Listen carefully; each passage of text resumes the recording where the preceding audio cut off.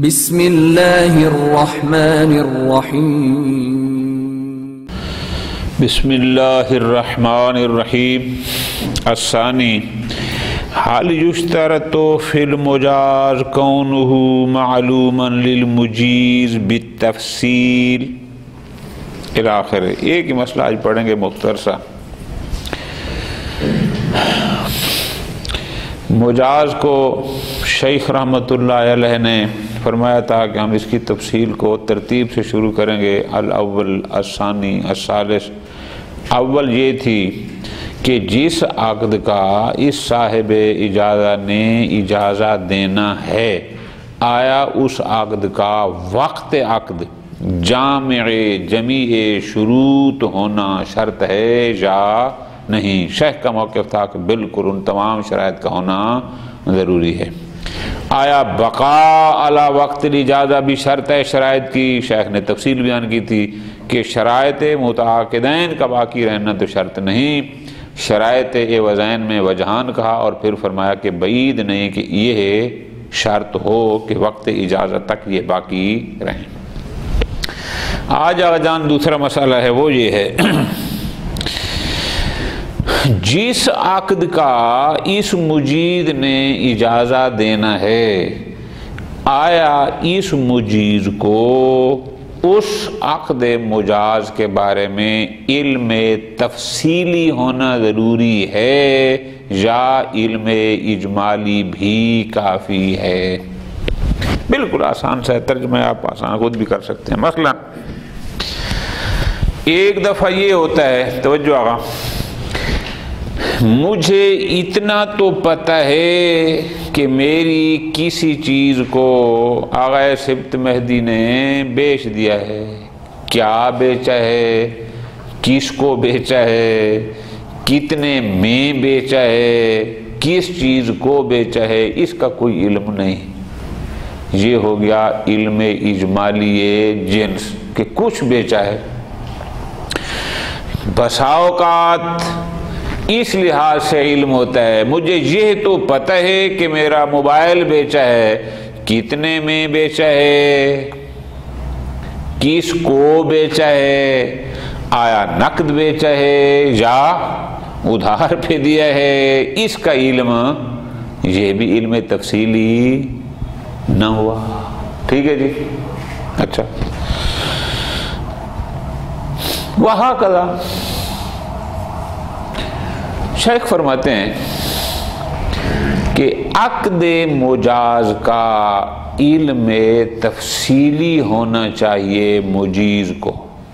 کیا علم تفصیل سے مراد علم بالعوضین، یہ بھی پتہ ہے کس کو دیا ہے، یہ بھی پتہ ہو کون سی چیز دی ہے، یہ بھی پتہ ہو کہ وہ عقد بیع تھا یا اجارہ تھا یا صلح تھا، عقد کے بارے میں معلوم ہو، جنس اس کی صنف کے بارے میں معلوم ہو، کیا دیا ہے عوض اس کا بھی علم ہو، کیا لیا ہے اس کا بھی علم تفصیلی ہونا چاہیے۔ یہ شرائط ہے۔ ٹھیک ہے جی، اچھا، یہ ہو گیا ایک۔ یا یہ ہے کہ نہ بس اگر علم اجمالی ہو جائے کہ مثلا اس حد تک اگر اجمال ہو، اس نے میرا موبائل تو بیچ دیا ہے، یہ نہیں پتا کتنے میں بیچا ہے، یہ بھی پتہ نہیں نقد دیا ہے یا ادھار، بس عقد کا پتہ ہے اور عقد کے بیع ہونے کا بھی پتہ ہے، آگے معلوم نہیں ہے، تو بس اسی بنیاد پر بھی وہ اجمال کی بنیاد پر بھی اجازہ دے سکتا ہے کہ میرے مال کا فلاں نے جو عقد کیا ہے میں اس پر راضی ہوں۔ توجہ فرمائی، خوب اب ذرا توجہ رکھنی ہے۔ جو لوگ اجمال کو کافی سمجھتے ہیں ان کی بھی تو کوئی دلیل، اور جو تفصیل کے قائل ہیں کہ نہ علم تفصیلی ہونا چاہیے، ان کی بھی کوئی دلیل۔ بہت غور فرماتے ہیں، دلیل یہ ہے، جو لوگ کہتے ہیں علم تفصیلی ہو، وہ کہتے ہیں دیکھو آغا، یہ جو اجازہ ہوتا ہے، ہم نے پیچھے پڑھا تھا بار بار، جب تک اجازہ نہ آئے گا معاملہ نہیں بنتا، نقل و انتقال نہیں بنتا۔ یہ مجیز بمنزل عاقد کے ہوتا ہے۔ ادھر ہم کیا کہتے ہیں کہ قابل کو موجب کے ایجاب کا علم تفصیلی ہو کہ یہ کیا بیچ رہا ہے، کتنے میں بیچ رہا ہے، کون سی قسم عقد کی کیا ہے، اور موجب کو قابل کا اسی طرح سے ٹوٹل علم ہونا چاہیے کہ یہ مجھ سے کیا کتنے میں خرید رہا ہے، کون سی خرید رہا ہے۔ چونکہ یہ اجازہ بمنزل عقد کے ہے تو لہذا اس کو علم تفصیلی ہونا چاہیے۔ کیوں؟ اگر علم تفصیلی نہ ہوگا تو یہ پھر عقد بمنزل مالک کے تو شمار، چونکہ اجازہ ہے بمنزل عقد کیا ہے، لہذا اس کے لیے ضروری ہے۔ جو اجمال کے قائل ہیں وہ کہتے ہیں دیکھو آقا، اگر یہ بندہ پہلے اذن دے کہ یار یہ میرا موبائل بیچ دینا، بس اتنا اگر دے دے تو آیا اس بیع کے لزوم اور صحت کے لیے کافی ہے یا نہیں ہے؟ کافی ہے۔ اب یہ مشخصات تو نہیں ہوتے کہ یہ موبائل فلاں بندے کو بیچنا ہے، اتنے روپے میں بیچنا ہے، نقد بیچنا ہے یا نسیہ، یہ نہ بھی ہو تو بھی وہ معاملہ لازم ہوتا ہے۔ پس اگر اذن سابق میں وہ اذن اگر ایک کلی کا ہو جائے، اجمال کا ہو جائے، اگر وہاں کافی ہے تو یہ اجازہ میں بھی مثل اذن سابق کے ہوتا ہے۔ فرق جتنا ہو کہ اذن عقد سے پہلے ہوتا ہے اور یہ اس کے بعد آ رہا ہے، پس اگر اذن کے لیے تفصیل ضروری نہیں ہے تو اس کے لیے بھی تفصیل ضروری نہیں ہے۔ بات سمجھ آ گئی؟ دونوں کی اپنی اپنی ادلہ ہے۔ اچھا، شیخنا نے اپنا کوئی نظریہ یہاں کلیئر نہیں کیا کہ آخر میرے نزدیک اس کا علم تفصیلی ہونا عقد مجاز کا ضروری ہے یا نہیں، اپنے نظریے کو کلیئر نہیں کیا۔ ایک اور بات کی طرف چلے گئے، وہ بات یہ ہے کہ یہ جو ہم بحث کر رہے ہیں کہ آیا علم تفصیلی ہونا چاہیے عقد مجاز کا یا علم اجمالی بھی کافی ہے، اس کا مطلب ہے علم مجیز بالمجاز یہ تو شرط ہے نا۔ بات سمجھ آ رہی ہے نا؟ یعنی اس کا مطلب ہے یہ شرط ہے کہ اس مجیز کو یہ علم اور یقین ہونا چاہیے کہ میرے مال پر کوئی عقد ہوا ہے۔ اگلے بات ہے کہ تفصیلی اجمالی، لیکن علم ہونا، لیکن اگر علم نہ ہو، احتمال ہو، اور یہ احتمال کی بنیاد پر اجازت دے، آیا وہ صحیح ہے یا نہیں ہے؟ غور کرنا ہے۔ ایک دفعہ مجھے یقین ہے کہ یہ میرا موبائل فلاں بندے نے بیچ دیا، آگے جزیات کا مجھے علم بس اس حد تک ہے، علم ہو گیا نا بیع کا، اس کو میں کہتا ہوں کہ جو میرے مال کا فلاں نے عقد کیا ہے میں اس پہ جا دیتا ہوں۔ ایک یہ ہے کہ مجھے علم یقین احتمال ہے کیا کہ شاید اس نے میرے مال پر عقد کر دیا ہے، آیا احتمال کی بنیاد پر اجازت دینا کہ اگر اس نے میرا مال بیچ دیا ہے تو میں اس کا اجازت دیتا ہوں، آیا یہ صحیح ہے یا نہیں؟ یہ بن جائے گا اجازت تعلیقی، یعنی اجازت معلق ہے کہ اگر وہ بیع ہو گئی ہے تو میں اس کا اجازت دیتا ہوں۔ فرماتے ہیں اگر اختلاف تفصیل اور اجمال کا ہے، اس کا مطلب تو یہ ہوا کہ پھر موجز کو علم بالعقد ہونا ضروری ہے، صرف احتمال کافی نہیں۔ کیوں؟ جناب یہ اجازہ کیا ہے؟ اجازہ بمنزل طرف عقد کے ہے۔ ہم نے کہا تھا نا کہ وہ موجز کا اجازہ بمنزل ایجاب کے ہوگا، تو جب بمنزل طرف عقد کے ہے، عقد میں بحث ہو چکی ہے، اجماع ہے کہ عقد میں تنجیز شرط ہے، تو جو چیز معنی عقد میں ہوگی پھر اس میں بھی تنجیز شرط ہوگی، لہذا کیوں جب یہ اجازت دے دیتا ہے تو آیا یہ اوفو بالعقود کا مصداق بنتا ہے یا نہیں بنتا؟ بنتا ہے نا اوفو، اس کو آئے گا خبردار اپنے اب تو نے اجازت دے دیا لہذا اوفو بالعقود. تو جب اجازت کے بعد یہ اوفو بالعقود کا مصداق بن رہا ہے تو اس کا مطلب ہے جو چیزیں عقد میں شرط ہیں وہ یہاں بھی شرط ہیں. پھر چونکہ عقد میں تنجیز شرط ہے لہذا اجازت میں بھی تنجیز، تو تنجیز تب آ سکتی ہے اس کو علم بالعقد ہوگا تب نا. جب اس کو علم بالعقد ہی احتمال ہے اور اس احتمال کی بنیاد پر کہتا ہے کہ اگر میرے مال کا عقد ہو گیا ہے تو میں اجازت دیتا ہوں، یہ بن جائے گا تعلیق. تو جیسے عقد تعلیق کی صحیح نہیں، اجازت تعلیق کی بھی صحیح نہیں. پھر آگے فرماتے ہیں فتح کافی ہے اتنا، کیونکہ آگے ایک لمبی بحث ہے اس کو پھر چھیڑیں گے تو 2-3 صفحے تب جا کے کچھ بات بنے گی.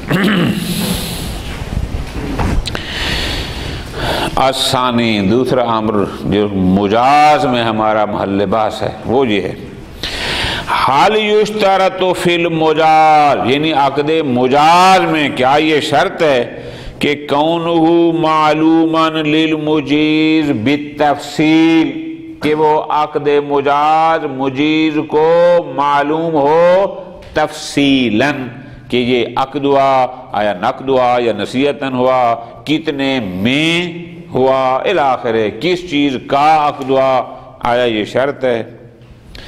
تفصیل سے مراد کیا، یعنی من تعیین العوضین، اس کو یہ پتہ ہو کیا دیا گیا اور کیا لیا گیا. شاباش. وتعیین نوع العقد، اس کو نوع عقد کا پتہ ہو کہ یہ بیع ہوئی ہے یا سلو، چہ جائے کہ من جنس ہی، کیا ہے وہ نکاح تھا جاریہ کا یا جاریہ کی بیع تھی. یعنی ایک ہوتا ہے جنس عقد اور ایک ہوتا ہے نو. خود بیع میں پھر آگے قسم ہوتی ہیں، بیع سلم بھی ہوتی ہے، بیع نقد بھی ہوتی ہے، بیع نصیحہ بھی ہوتی ہے آخری. بہرحال ان سب کا علم ہونا ضروری ہے. حال یشترط آئے شرط ہے کہ مجاز معلوم تفصیلی ہو مجیز کو. ام یکفی العلم الاجمال بے وقوع عقد قابل للاجازہ، یا اگر مجیز کو بس اتنا علم ہے کہ ایک عقد ہوا ہے میرے مال پر اور وہ عقد ایسا ہے کہ جو اہلیت اجازت رکھتا ہے کہ اگر میں اجازت دوں تو وہ عقد لازم ہو جائے گا. اب کیا ہوا، کس چیز کا ہوا، جواب میں کیا لیا گیا، اس کا اس کو علم. وجہان خوب فرماتے ہیں من کون الاجازہ، یہ پہلی وجہ کیا ہے کہ علم تفصیلی ضروری نہیں.